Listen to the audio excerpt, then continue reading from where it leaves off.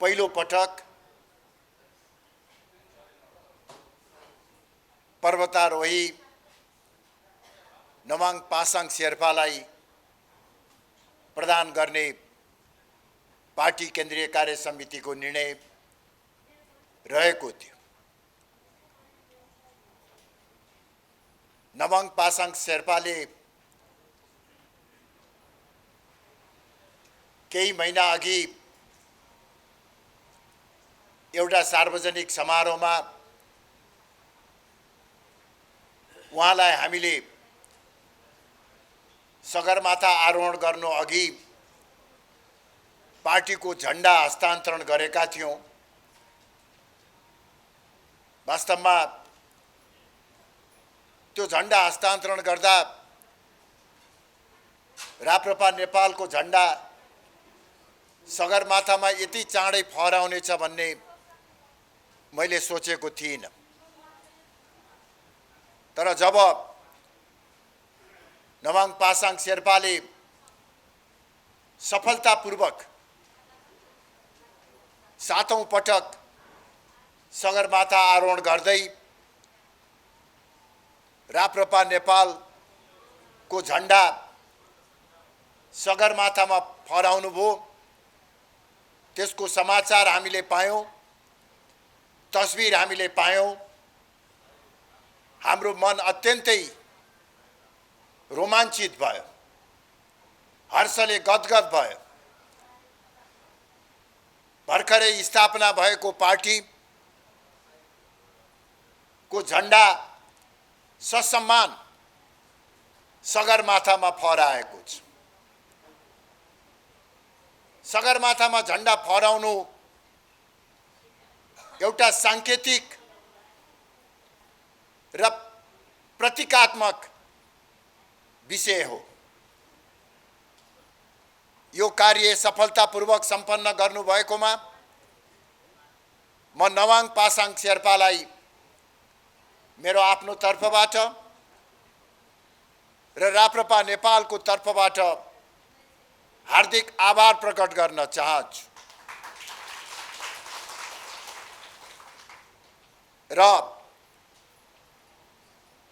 आगामी दिनमा समेत विश्वका विभिन्न सर्वोच्च शिखरहरू आरोहण गरेर एकपछि अर्को कीर्तिमान खडा गर्न र विश्व रङ्गमञ्चमै आफ्नो र देशको प्रतिष्ठा उज्जवल बनाउनको निमित्त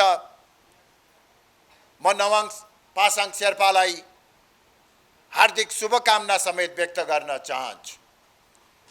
आज हाम्रो नियुक्त सौभाग्य पनि हो कि नमाङ पासाङ शेर्पासँगै अन्य केही सगरमाथा आरोहीहरूलाई पनि हामीले सामान्य रूपमा भए पनि सम्मान गर्ने सौभाग्य पायौं। राम्रो तयारी नभएको कारणले गर्दा सायद उहाँहरूको प्रतिष्ठा अनुसारको हामीले सम्मान गर्न सकेनौं होला। तर हामीहरूको भावनाभित्र अत्यन्तै ठुलो गहिरो सद्भाव र सम्मान रहेको कुरा म पर्वतारोही साथीहरूलाई अनुरोध गर्न चाहन्छु र तपाईहरूको उत्तरोत्तर प्रगतिको निमित्त कामना समेत गर्न चाहन्छु।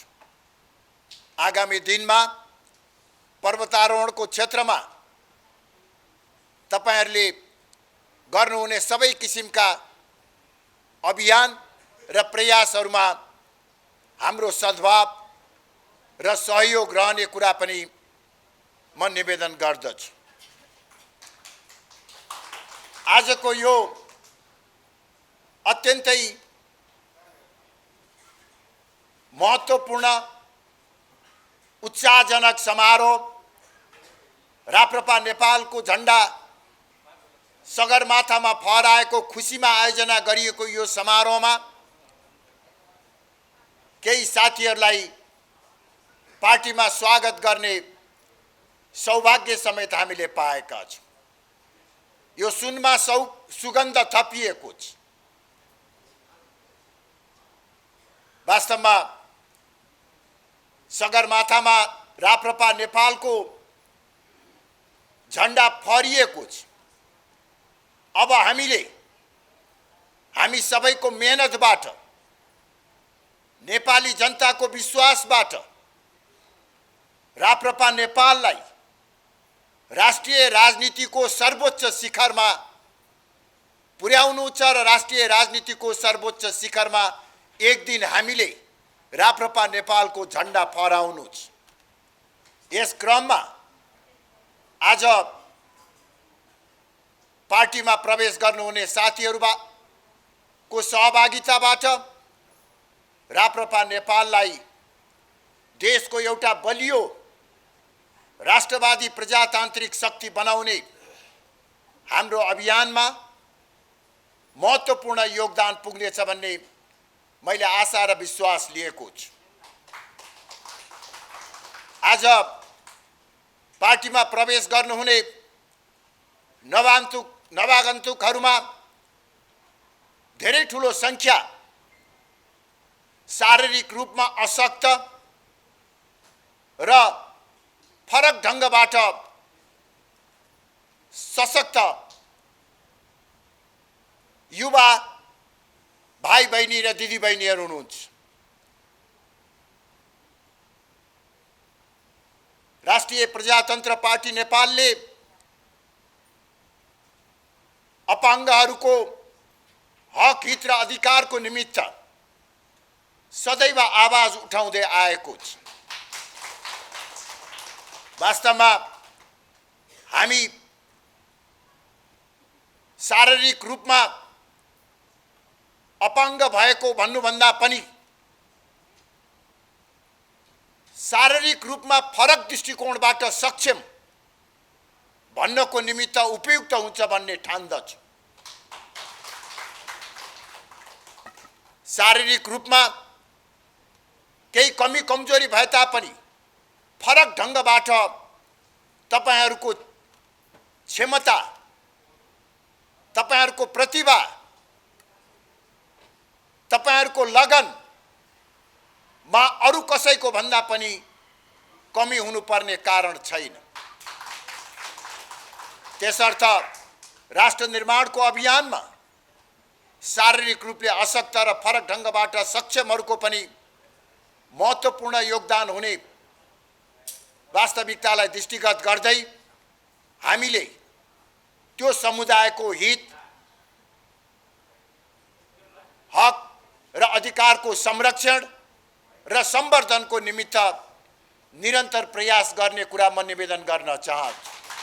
र साथसाथै आज यही समारोहमा म तपाईहरुलाई यो पनि जानकारी गराउन चाहन्छु कि तपाईहरु मध्येबाटै तपाईहरुले नै छान्नु भएको एकजना व्यक्तिलाई राप्रपा नेपालको केन्द्रीय कार्य समितिमा मनोनयन गर्ने कुरा पनि म यहाँहरुलाई जानकारी गराउन चाहन्छु।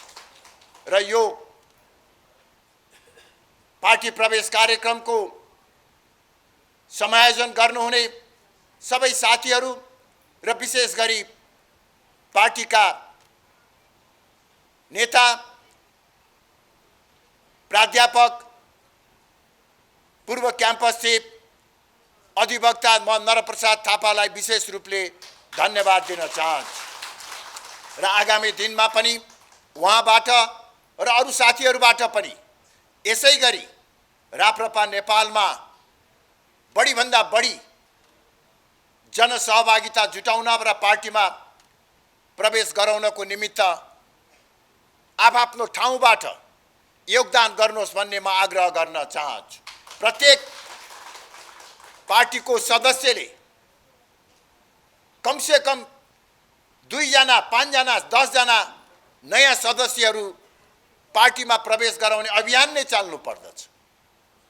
केन्द्रीय समितिका साथीहरूले त यसलाई एउटा आफ्नो विशेष जिम्मेवारीको रूपमा लिनु पर्दछ र बढीभन्दा बढी पार्टीमा कसरी सहभागी तुल्याउन सकिन्छ भन्नेतर्फ ध्यान दिन म केन्द्रीय कार्य समितिका साथीहरूलाई पनि अनुरोध गर्न चाहन्छु। नेपालको राष्ट्रिय राजनीतिमा राप्रपा नेपाल अलग पहिचान भएको, अरू राजनीतिक पार्टीहरूभन्दा फरक विचार भएको र अहिलेको सन्दर्भमा अन्य पार्टीहरूको भन्दा वैकल्पिक फरक मार्गचित्र बोकेको पार्टी हो। हामीले नेपालको राष्ट्रिय राजनीतिमा राष्ट्रियता, लोकतन्त्र र हिन्दू राष्ट्रको मान्यतामा आधारित संवर्धनवादलाई आफ्नो वैचारिक दर्शनका रूपमा आत्मसात गरेका छौं। यो संवर्धनवादको वैचारिक धरातलमा सुशासनको माध्यमबाट सबल र समृद्ध नेपाल निर्माण गर्ने हाम्रो लक्ष्य रहेको छ। 2063 सालमा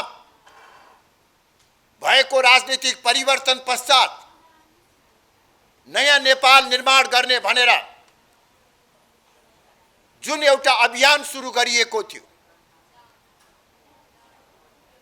गलत मार्गचित्र र अवधारणाको कारणले गर्दा आज हामी ठीक विपरीत गन्तव्यमा आइपुगेका छौं। जनतालाई मालिक बनाउने, प्रजातन्त्रलाई बलियो बनाउने भन्ने नाममा अहिले लोकतन्त्रको आवरणमा केही सीमित राजनीतिक दलका सीमित नेताहरूले राज्य सत्तामा कब्जा गरेर सर्वसत्तावाद लाद्ने प्रयास गरिराखेका छन्। देशको अर्थतन्त्र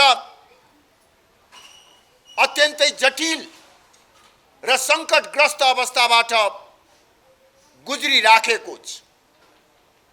यदि विदेशमा कार्यरत हाम्रा युवाहरूले रगत पसिना बगाएर पठाएको विप्रेषण आउनमा केही कमी कमजोरी भयो भने देशको अर्थतन्त्र धराशायी हुने अवस्थामा रहेको छ। भ्रष्टाचार तीव्र रूपले बढेर गएको छ। बाह्य शक्तिको चलखेल र प्रभाव व्यापक भएको छ। नेपाल विश्व महाशक्तिहरूको रणनीतिक प्रतिस्पर्धा स्थल बन्न सक्ने खतरा देखिएको छ।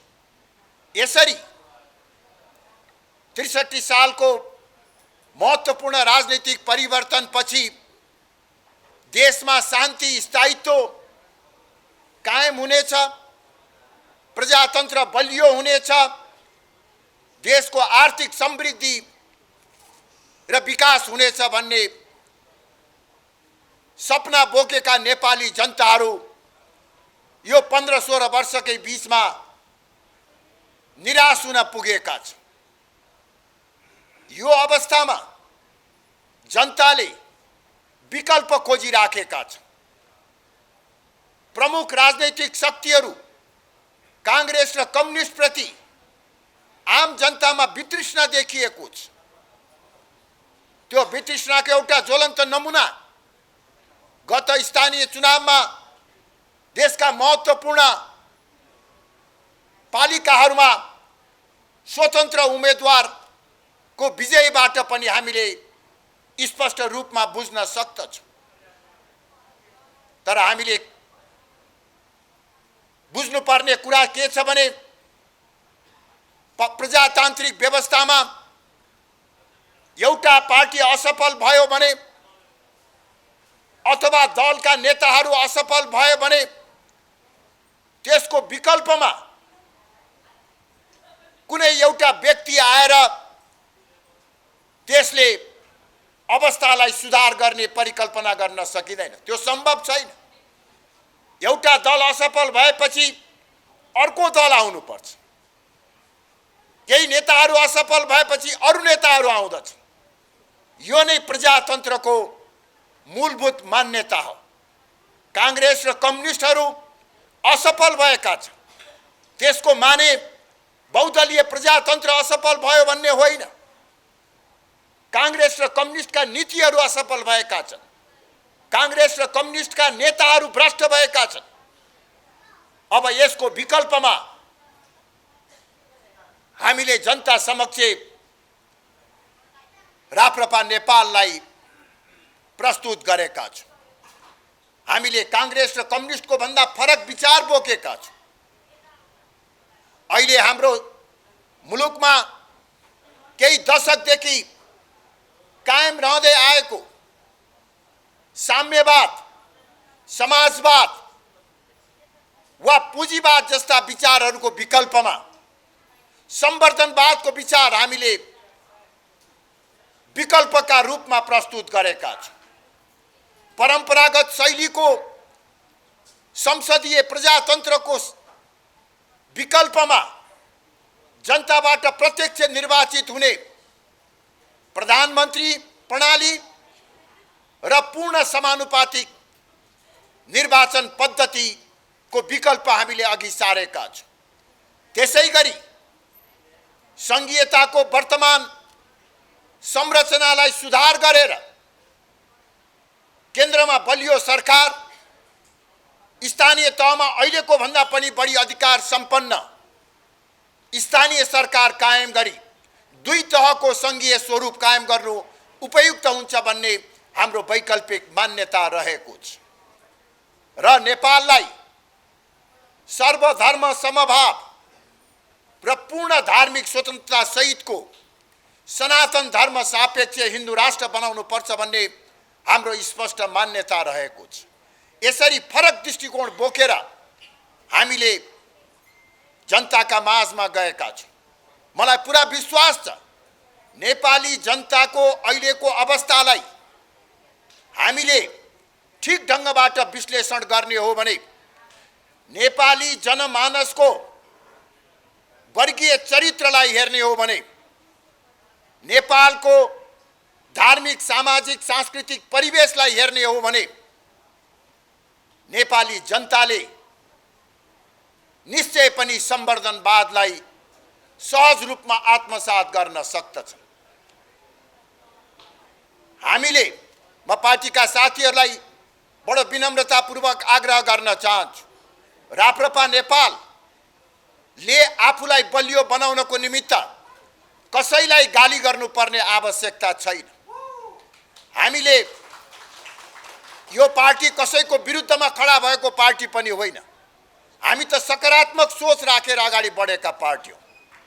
अब हामीले राजालाई पनि गाली गरिराख्नु पर्ने जरुरी छैन। राजा त स्वयं अहिले विस्थापित अवस्थामा छ। अहिलेको देशको विकृति र विसङ्गतिको निमित्त राजा जिम्मेवार होइन, दल र दलका नेताहरू जिम्मेवार छन्। त्यसकारण हामीले आफूलाई विकल्पका रूपमा प्रस्तुत गर्दाखेरि राजालाई गाली गरेर होइन, राजाको औचित्य अब सकिसकेको छ। राजाको पुनर्स्थापनाको सम्भावना समाप्त भइसकेको छ। अब पनि हामीले हिजो कांग्रेस र कम्युनिस्टले जस्तै राजालाई गाली गरेर राप्रपा नेपाललाई स्थापित गर्ने होइन। हामीले आफ्नो विचारको बलमा, हाम्रो विचारको सकारात्मक शक्तिको आधारमा हामीले राप्रपा नेपाललाई स्थापना गर्न सक्नु पर्दछ। त्यो बाटो नै उपयुक्त बाटो। हामीले अरु कसैसँग आफूलाई कम्पिटिसन गर्नुपर्ने पनि छैन। हिजो हामी लामो समयसम्म आबद्ध रहेको पार्टीप्रति हामीले धारे हात लगाउनु पनि छैन। त्यसप्रति कुनै किसिमको वैमनस्यता वा हामीले आक्रोश पोख्नुपर्ने जरुरी पनि छैन। उहाँहरू आफ्नो बाटोमा हुनुहुन्छ, रहन दिनुहोस्। हामीले जुन बाटो लिएर हिँडेका छौं यो सही बाटो छ र एक दिन उहाँहरू यही बाटोमा आउनुहुन्छ, त्यसमा कुनै शंकै छैन। समय लाग्न सक्दछ। जुन कुरा हामीले आज देखेका छौं, जुन कुरा हामीले आज बुझेका छौं, उहाँहरूलाई त्यो कुरा देख्न र बुझ्नको निमित्त 6 महिना, वर्ष दिन, 1 वर्ष, 2 वर्ष, 5 वर्ष लाग्ला। हरेकले आफ्नो धरातल, हैसियत, क्षमता अनुसारको परिस्थितिलाई बुझ्ने हो। त्यसकारणले गर्दा भोलि उहाँहरू हामीतिर आउनुहुन्छ हेर्नुहोस्। त्यसकारण उनीहरूप्रति हामीले वैमनस्यता राख्नुपर्ने केही पनि आवश्यकता छैन। पार्टीका साथीहरूले हाम्रो आफ्नो विचार, हाम्रो आफ्नो एजेन्डामा यति धेरै तागत छ हेर्नुहोस्। हामीले जुन संवर्धनवादको कुरा गरेका छौँ, हिन्दू राष्ट्रको कुरा गरेका छौँ, जनताबाट निर्वाचित प्रधानमन्त्रीको कुरा गरेका छौँ, दुई तहको संहिताको कुरा गरेका छौँ, यी एजेन्डाहरू यति सशक्त छन्। यदि यसलाई हामीले जनतालाई गएर चित्त बुझाउन सक्यौँ भने मलाई लाग्दछ हामीले चाँडै नै सफलताको शिखरमा पुग्न सक्दछौँ। जसरी आज राप्रपाको झण्डा सर्वोच्च शिखर सगरमाथामा फहराएको छ, त्यसै गरी राष्ट्रिय राजनीतिको शिखरमा राप्रपा नेपालको झण्डालाई फहराउने र स्थापित गर्ने सन्दर्भमा हामी पार्टीका सबै साथीहरूले संकल्प गर्नु पर्दछ र मलाई लाग्छ त्यो दिन टाढा छैन। विगतमा अत्यन्तै प्रतिकूल अवस्थामा पनि 2063 सालमा राप्रपा नेपाल स्थापना गरेर हामी अघि बढ्यौँ। कांग्रेस र कम्युनिस्ट पछिको तेस्रो ठुलो पार्टी हुनको निमित्त हामीलाई जम्मा 7 वर्ष लाग्यो। त्यस्तो प्रतिकूल अवस्थामा अहिलेको अवस्थामा त हेर्नुहोस्, मलाई पुरा विश्वास छ केही वर्षभित्रमा नै हामीले आफूलाई स्थापित गराउन सक्दछौँ। अहिले हाम्रो लक्ष्य प्रष्ट छ। आगामी संसदीय चुनावबाट, मङ्सिरमा हुने चुनावबाट राप्रपा नेपाललाई कम्तीमा 3% जनमत लिएर आएर राष्ट्रिय पार्टीको रूपमा स्थापित गर्ने। त्यसपछिको अर्को 5 वर्षको चुनावमा हामीले राप्रपा नेपाललाई देशको अग्रणी शक्तिको रूपमा स्थापित गर्ने। यो लक्ष्य प्राप्त गर्नको निमित्त असम्भव छैन, केवल हामीलाई मेहनतको आवश्यकता छ। प्रत्येक पार्टीका साथीहरूले, जसरी आज पार्टीमा प्रवेश गर्नुभएका साथीहरू, तपाईहरूले पनि हरेकले कमसेकम 2 जना, 4 जना, 5 जना, 10 जना नयाँ सदस्यहरू बनाउनुहोस्। हामी हरेक पार्टीका सदस्यहरूले यो अभियानमा लाग्यौँ भने हामीले सजिलै लक्ष्य प्राप्त गर्न सक्दछौँ र हामीले लिएको विचारको आधारमा यो मुलुकको सामाजिक, आर्थिक, राजनीतिक रूपान्तरण गर्न सक्दछौँ। एउटा सबल र समृद्ध नेपाल बनाउन सक्दछौँ। विश्व रङ्गमञ्चमा नेपालको इज्जत र प्रतिष्ठालाई फेरि हामी सशक्त रूपमा कायम गर्न सक्दछौँ। अहिले जुन किसिमबाट प्रमुख राजनीतिक दल र दलका नेताहरूबाट काम भइराखेको छ, त्यसको गाई जात्रा हामी हरेक हप्ता जस्तो देखिराखेका छौँ। केही दिन अघि अर्थमन्त्रीले बजेट निर्माणको क्रममा करको दर फेर हेर्ने अत्यन्तै संवेदनशील र गोपनीय कार्य गर्दाखेरि असम्बन्धित र गैर जिम्मेवार व्यक्तिलाई मध्यरातमा अर्थ मन्त्रालयमा बोलाएर धेरै ठुलो चलखेल गर्नुभयो। यो एउटा ठुलो आर्थिक अपराध, असंवैधानिक र गैर जिम्मेवारपूर्ण कार्य।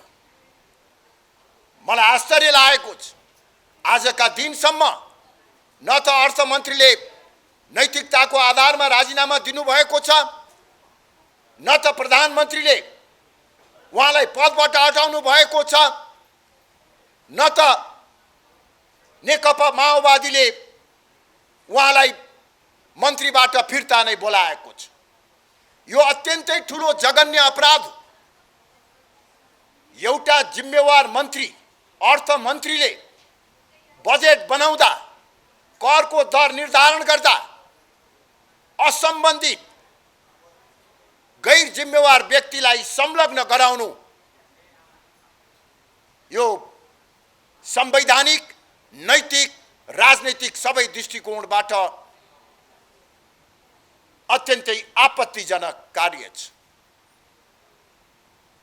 यसतर्फ सम्बन्धित पक्षको ध्यान जाओस् भन्ने म आग्रह गर्न चाहन्छु। करको दर हेरफेरबाट अरबौंको राजस्वमा घोटाला भएको अनुमान गरिएको छ। केही व्यापारीहरूलाई पोस्नको निमित्त, केही व्यापारीहरूसँग बदला लिनको निमित्त यस्तो किसिमको गैर जिम्मेवारपूर्ण कार्य गरिएको टड्कारो अनुमान लगाउन सकिन्छ। यसका बारेमा सम्बन्धित दल वा सरकारले ध्यान दिएन भने चुनावमा यो अत्यन्तै ठुलो मुद्दाको रूपमा रहने कुरा पनि म यहाँ उल्लेख गर्न चाहन्छु। अहिले अर्को चर्चामा रहेको एसपीपी सम्बन्धी विवाद, अमेरिकासँगको सामरिक अर्थ लाग्ने, सामरिक महत्त्वको स्टेट पार्टनरशिप प्रोग्राम मा सहभागी हुनको निमित्त नेपाल सरकार उद्यत भएको कुरा चर्चामा आएको छ। नेपालको भू राजनीतिक संवेदनशीलतालाई दृष्टिगत गर्दै नेपालले कुनै पनि हालतमा यो स्टेट पार्टनरशिप प्रोग्राममा सहभागी हुनु हुँदैन। यो कार्यलाई अघि नबढाउनको निमित्त म प्रधानमन्त्री शेरबहादुर देउबाज्यूलाई आग्रह गर्न चाहन्छु। यस सम्बन्धमा अहिले जुन किसिमको चर्चा चलिरहेको छ, जुन किसिमका विवादहरू चलिराखेको छ, यो विवादको निराकरण चाँडोभन्दा चाँडो गरिनु पर्दछ। यसले हाम्रो परराष्ट्र नीतिको विश्वसनीयतामाथि नै सङ्कट उत्पन्न गरिदिएको छ।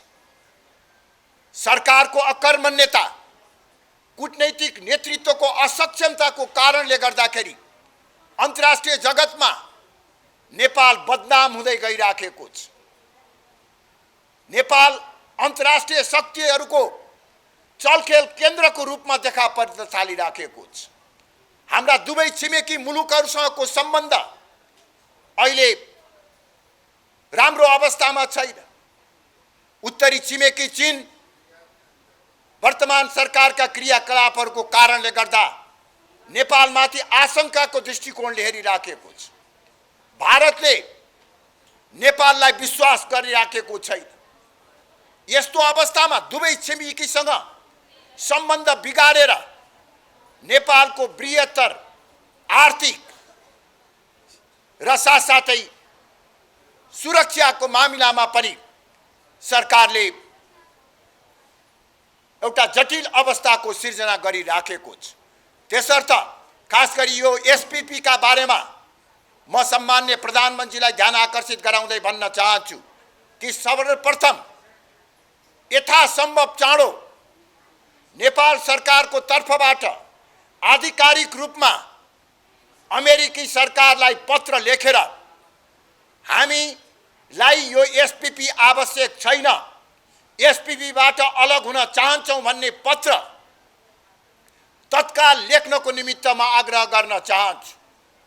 एसपीपीमा नेपाल सहभागी भयो वा भएको छैन, यसबारेमा अनेकौं किसिमका आशंकाहरू छन्, विवादहरू छन्।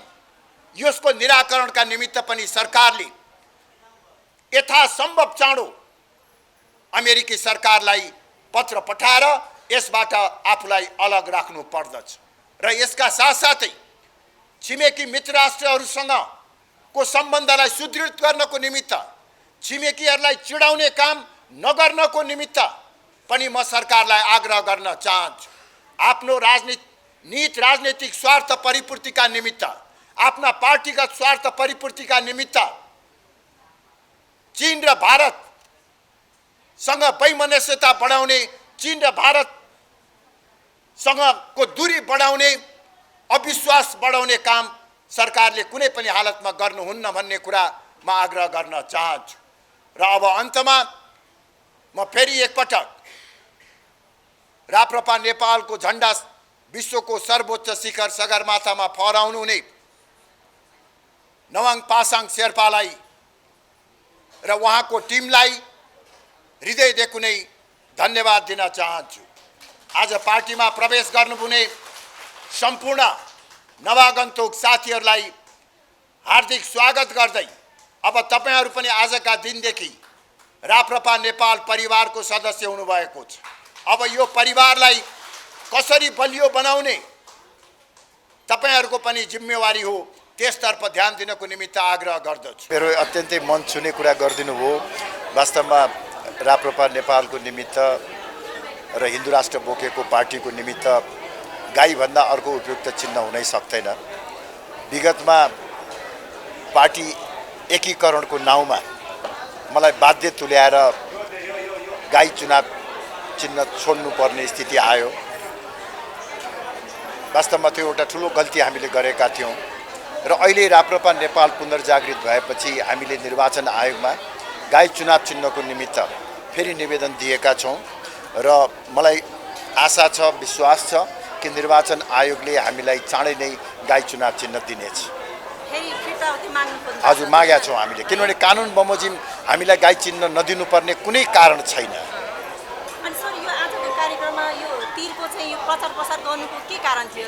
होइन, अहिले त अब हामीले गाई नपाउन्जेलसम्म हाम्रो चुनाव चिन्ह तीर रहेको छ। निर्वाचन आयोगले स्थानीय चुनावमा सहभागी हुनको निमित्त हामीलाई तीर चुनाव दिएको थियो।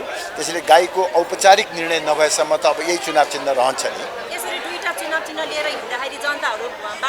अब धेरै लामो समय यो भ्रम रहँदैन। मलाई लाग्छ हामीले 1 महिनाभित्रमा या त गाई चुनाव चिन्ह फिर्ता लिन्छौँ, होइन। अब केही गरी गाई चुनाव चिन्ह लिन पाउन सकेन भने यो हाम्रो तीर छँदैछ, तर हामी गाई पाउनेमा आशावादी छौँ। त्यसै गरी यो राप्रपा नेपालले चाहिँ होइन धेरै, म चाहिँ देशभक्त नै भन्छु, होइन, देशलाई माया गर्ने राप्रपा नेपालमा चाहिँ गनिन्छ, होइन।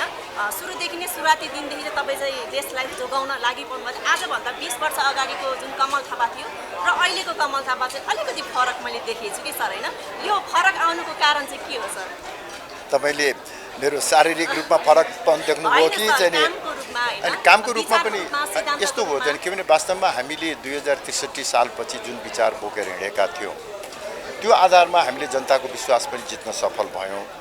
काङ्ग्रेस र कम्युनिस्ट पछिको तेस्रो ठुलो पार्टी पनि बनायौँ। तर त्यसपछि 72 सालमा नयाँ संविधान जारी भयो। नयाँ संविधान अनुसार अब चुनावमा जानुपर्ने भयो। त्यो नयाँ चुनावमा जाँदाखेरि पार्टी ठुलो बनाउने नाउँमा हामीले केही गलत प्रवृत्ति र असहज अवस्थासँग सम्झौता गऱ्यौँ। एकपछि अर्को चाहिँ केही गल्तीहरू हुँदै गयो। हामी जनता र सिद्धान्त केन्द्रित भन्दा पनि बढी सत्ता केन्द्रित हुन पुग्यौँ। गलत प्रवृत्तिहरू हावी भए। यही कारणले गर्दाखेरि यो 73 सालदेखि 78 सालसम्म राष्ट्रिय राजनीतिमा हामी महत्त्वविहीन र भूमिकाविहीन जस्तै भयौँ र अहिले यिनै तितो चाहिँ यथार्थलाई विश्लेषण गर्दै विगतका त्रुटि र कमी कमजोरीहरूलाई सच्याएर अब अगाडि बढ्ने क्रममा हामीले राप्रपा नेपाललाई पुनर्जागृत गरेका हौँ। चुनौतीपूर्ण छ, कठिन छ, तर मलाई पुरा विश्वास छ कि आगामी दिनमा हाम्रो इमान्दारिता प्रति जनताले विश्वास गर्नेछन् र फेरि राप्रपा नेपाललाई देशको अग्रणी शक्तिको रूपमा स्थापित गराउँछन् भन्ने मलाई लागेको छ। यो आजको कार्यक्रममा चाहिँ अपाङ्ग दृष्टिविहीन नभएकाहरूलाई पनि तपाईले पार्टी प्रवेश गराउनु भएन, त्यो पनि एकदम विगत क्षेत्रको मैले देखेँ, होइन सर। किन यो तपाईँलाई चाहिँ सदस्य सङ्ख्या बढाउनु थियो कि राप्रपा नेपालको, होइन, अझै हाम्रो चाहिँ धेरै छ है सदस्य सङ्ख्या, विगत ठाउँमा नै छ भनेर यो जनताहरूलाई देखाउनलाई हो कि सर, होइन, त्यहाँबाट चाहिँ एउटा सही उम्मेदवार नेतृत्व आउँछ भनेर हो सर? अनि वास्तवमा हेर्नुहोस्, शारीरिक रूपमा जो अपाङ्ग वा अशक्त छन् उनीहरू पनि नेपालका सम्मानित नागरिक हुन्। एउटा शारीरिक दृष्टिकोणबाट अशक्त होलान्, तर अरू दृष्टिकोणबाट उनीहरू सक्षम छन्। यो देशको निर्माणमा उनीहरूको पनि महत्त्वपूर्ण भूमिका छ। उनीहरूलाई पनि राजनीतिक पार्टी छान्ने अधिकार छ, राजनीतिक प्रक्रियामा सहभागिता हुने अधिकार छ। त्यही क्रममा उहाँहरूले राप्रपा नेपाललाई रोज्नुभयो र पार्टीमा आउनुभयो। त्यसकारणले हामीले त्यसलाई हार्दिकताका साथ गरेका हौँ र हाम्रो पार्टीको नीति पनि छ खास गरी अशक्त अपाङ्गहरूको हित संरक्षणको निमित्त राष्ट्रले उच्च प्राथमिकता दिनुपर्छ भन्ने। त्यसकारणले गर्दाखेरि हामीले उहाँहरूलाई स्वागत गरेका हौँ। स्वागत गर्नुभएको छ सर। त्यसैगरी मेरो अझै प्रश्नहरू त धेरै छ, होइन सर त्यसै गरी के छ भन्दाखेरि तपाईँ र राजेन्द्र लिङ्गदेनलाई चाहिँ कम्पिटिटरको रूपमा लिइन्छ क्या अहिले होइन। तपाईँको र उहाँको दुवैजनाको सिद्धान्त होइन सोच विचार चाहिँ एउटै थियो भन्ने कुराहरू पनि आयो होइन। तपाईँहरू सँगै हुँदाखेरि चाहिँ तपाईँहरू दुवैजनाको बिच चाहिँ धेरै कुराहरू मनमुटाव भएर चाहिँ तपाईँ चाहिँ छुट्टिनु भयो होइन सर। यो छुट्टिनुमा तपाईँले चाहिँ उहाँ चाहिँ तपाईँभन्दा पनि अझै अब्बल देखेर हो कि सर होइन, के हो सर यो छुट्टिनु? होइन, वास्तवमा मेरो कुनै किसिमको आग्रह पूर्वाग्रह छैन। वास्तवमा राजेन्द्र लिङ्गदेन मेरो भाइ जस्तै हो र मैले आफ्नो उत्तराधिकारीको रूपमा चाहिँ तयार गरेको व्यक्ति पनि हो। केही वैचारिक विषयहरूमा हामीहरूको गम्भीर मतभेद हो। जब वैचारिक रूपमै धेरै ठुलो मतभिन्नता भइसकेपछि स्वाभाविक रूपले हामी एक ठाउँमा बस्न सक्ने स्थिति भएन र म अलग भएँ चाहिँ होइन। अब जहाँसम्म उहाँहरूको सफलताको कुरा छ त्यसमा मैले कुनै किसिमको एउटा दुःख व्यक्त गर्नुपर्ने, अश्लीलो महसुस गर्नुपर्ने आवश्यकता छैन। 30 वर्षसम्म मसँगै मैले काम गरेको पार्टी, रगत पसिना बनाएको पार्टी, म अलग भए तापनि अहिले त्यो पार्टी बलियो भयो भने मलाई खुसी नै लाग्छ हेर्नुहोस्। तर अब जहाँसम्म एउटा चाहिँ सैद्धान्तिक बाटो छ, मलाई लाग्छ के भनेदेखि अहिलेको देशको धरातलीय यथार्थ, जनताको भावनालाई दृष्टिगत गर्दाखेरि व्यक्तिगत रूपमा हामीहरूको सम्मान होला, तर राष्ट्र संस्था पुनर्स्थापना हुन सक्ने सम्भावना अब करिब करिब समाप्त भएको छ। यो स्थितिमा अब त्यो असम्भव एजेन्डालाई बोकेर हामीले अरू एजेन्डाहरूलाई पनि ओझेलमा पार्ने, असम्भव एजेन्डा बोकेर हाम्रो पार्टीका हजारौँ कार्यकर्ताहरूलाई अन्धकारमा राख्ने काम चाहिँ गर्नु हुँदैन भनेर हामीले यो नयाँ ढङ्गबाट अगाडि बढ्ने प्रयास गरेका हौँ। अब हामी अलग अलग पार्टी हौँ, स्वाभाविक रूपले हाम्रो प्रतिस्पर्धा राप्रपासँग वा राजेन्द्र लिङ्गदेनसँग होइन। हामी बलियो हुने आधार राजेन्द्र लिङ्गदेन कमजोर भएर वा राप्रपा चाहिँ कमजोर भएर होइन। हामीले सफलता हासिल गर्ने आधार हाम्रो विचार, एजेन्डा र हाम्रो मेहनतको शक्तिको आधारमा हो र त्यो आधारमा हामी त चाहिँ देशको एउटा अग्रणी शक्ति बन्ने अभियानमा लागिराखेका छौँ। काङ्ग्रेस र कम्युनिस्टको विकल्प बन्ने वैचारिक एउटा अवधारणासहित अघि बढिराखेका छौँ। त्यसकारणले गर्दाखेरि हामीले कसैसँग पनि प्रतिस्पर्धा गर्नुपर्ने जरुरी छैन।